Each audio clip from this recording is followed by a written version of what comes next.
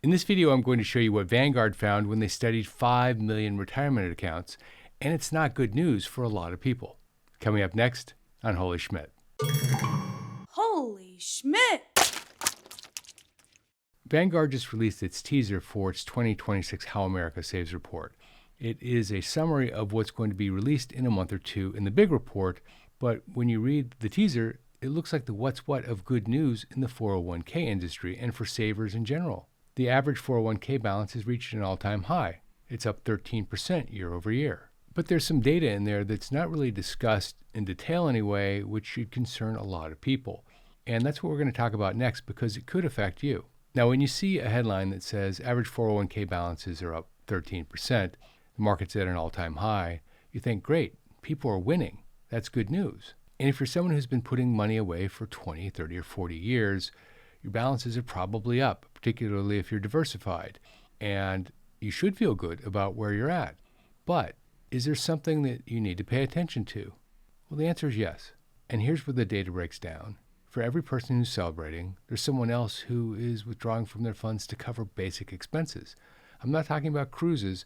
I'm talking about food, clothing, and shelter. Let me give you the data from Vanguard. Their information tracks 5 million accounts, so it's the largest set of data on retirement accounts that exists. The average account balance is $168,000. But the median account balance, the account right in the middle where half the people are above and half the people are below that number, is $44,000. Now that's a big number. And what it tells you is that there are a few Americans who have very large account balances pulling the average up from $44,000 to $168,000. But the number that most people have is on either side of $44,000 in their retirement account. 3 out of 4 people are below that average. So when you hear that number, just know that it represents the 75th percentile, not the 50th percentile, meaning most people are below that number, significantly below that number. And here's where it gets worse. Those closest to retirement don't have nearly as much as you would think. And there are a lot of reasons for this. The retiring generation is what I call the in-between generation, in between pensions and 401ks. And so they had to figure a lot of this out on their own. Still, if you look at their numbers, the information is very telling. The median balance for someone who's between age 55 and 64 is about $96,000. For someone who's age 65 and older, that balance is, again, about $96,000. Now, when you spread $96,000 out over 20 or 30 years, that's about $4,000 a year or about $300 a month. That isn't a lot of money. But here's the part that shocked me the most. While the balances at the top are hitting record highs, hardship withdrawals are also at record highs. Now, what's a hardship withdrawal? It means that you need to take money out of your retirement account and pay a penalty to pay for something that's urgent, like medical care, for example. 6% of the population in 2025 took out a hardship withdrawal. That's up from 4% in 2024 and 1.7% in 2020. The hardship withdrawal rate has more than tripled in just 5 years. And the trend line is going up. Every year, more and more people are withdrawing from their retirement accounts to cover expenses that are not frivolous. 35% of the people taking money out were doing so to avoid foreclosure or eviction. 30% were to pay for medical expenses. And the balance? Similar stories most of the time. These are people who are pulling money out of their future to survive today. And keep in mind, 6% doesn't mean that only 6% of the people out there are struggling. It means that 6% are struggling so badly that they need to withdraw from their retirement accounts just to survive. A lot more are struggling. 6% is the tip of the iceberg. So the picture that's forming is what's called a K-shaped recovery. A portion of the country is going up, and they're going up fast. But also, a big portion of the country is going down and going down fast. Here's the point that a lot of people miss. When someone takes out a hardship withdrawal, it's not just today that's affected. That's money that will not work for the next 20, 30, or 40 years. So when the person eventually enters retirement, they won't have the funds available for retirement. Let me show you how this plays out in real life with Callum and Marvin. Both are 58 years old. Both were diligent savers for over 30 years, and both had $310,000 in their 401k account at 55 years old. At age 55, Callum had a medical emergency, and he had $28,000 of medical expenses. But he didn't have $28,000, so he had to withdraw that from his 401k. In order to pay $28,000 worth of medical bills, he had to take out $43,000. Why $43,000? Because that's the taxes he had to pay on the withdrawal plus a 10% penalty. Marvin, being his identical twin, had the same emergency, but Marvin had his money sitting in a high-yield savings account. He had an emergency fund that covered the $28,000. 3 years later, Marvin's 401k balance is $360,000, and Callum's is $295,000. The difference is $65,000, even though he took out $43,000 for a $28,000 medical expense. By the time they hit 67, if the markets perform like they have historically, that difference would be about $135,000, and it would continue to grow over time. And remember, Callum didn't do anything wrong. He just needed the money to pay for medical bills. So we have record balances and we have record hardship withdrawals happening at the same time, and those record balances are driving up the average of the pool.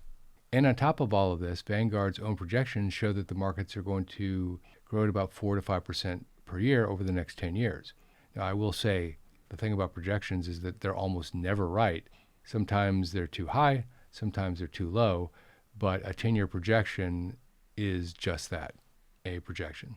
One other point before we move on, this data is as of December 31st. The markets actually have retreated about 4, maybe even 5%, depending on the day since then. So it's at a point in time, not over a period of time. And the question isn't whether your balances are at record highs or not. If they are, that's great. Continue to do what you're doing because you're doing a great job. It's more about how to protect yourself from what could happen in the future. So step number 1 is to stop looking at the averages for your age group.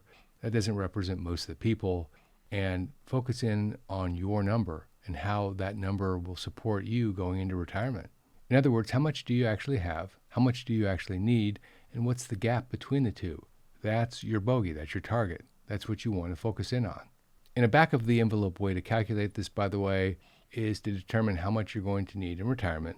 Subtract your anticipated Social Security payment, and the balance is the number that you're trying to hit.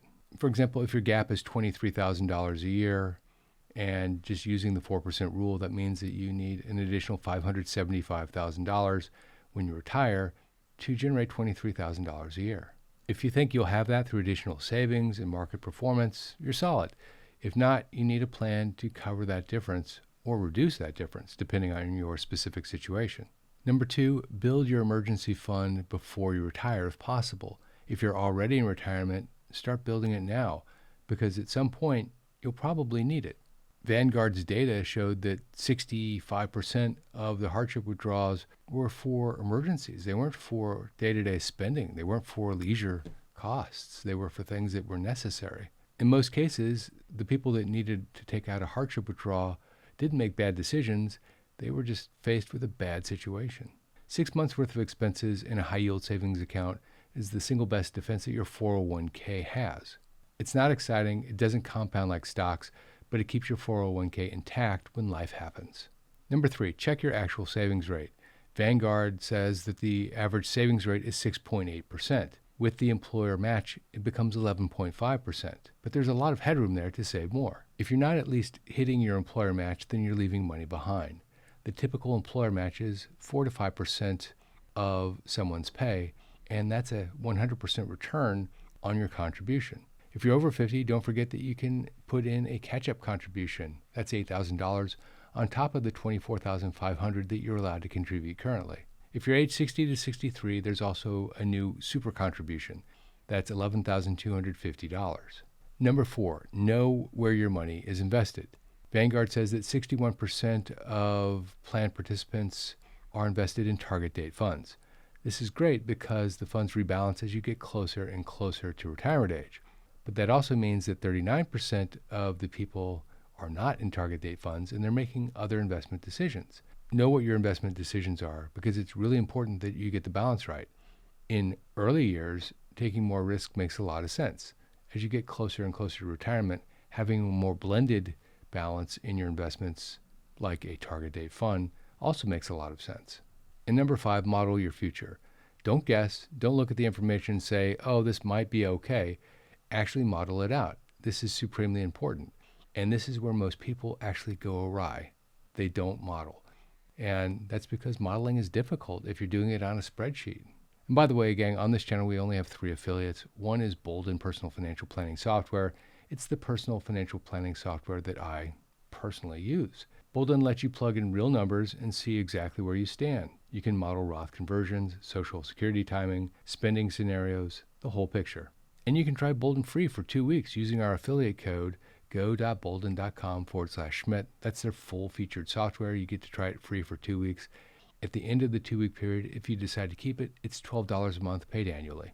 One more data point before we go, and that comes from Vanguard's biggest competitor, Fidelity. 52% of plan participants at Fidelity say that they don't think that they can afford to ever retire. And it's not because they love working or they want to stay busy. It's because they can't afford to stop working. At least that's what they believe.